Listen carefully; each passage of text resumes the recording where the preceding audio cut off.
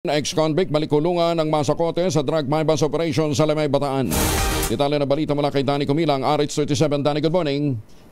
Balikulungan ng masakote sa drug bypass ng mga tauhan ni Limay Chief of Police, Police Major Bantaib Jalman, ang isang ex-convict na naaresto ito sa Bernabe Street, Barangay St. Francis 1, Limay, Bataan.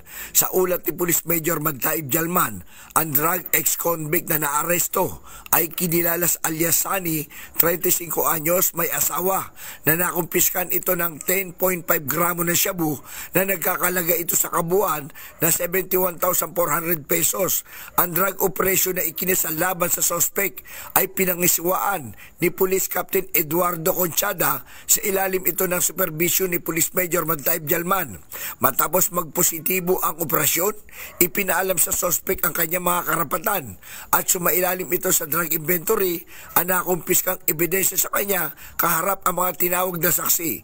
Naharap ito sa sospek ngayon sa kasong paglabag sa Section 5 at 11, Article 2 ng Republic Act 9165. Danny Kumilang, RH37, DCRH, una sa Pilipinas, una sa Pilipino.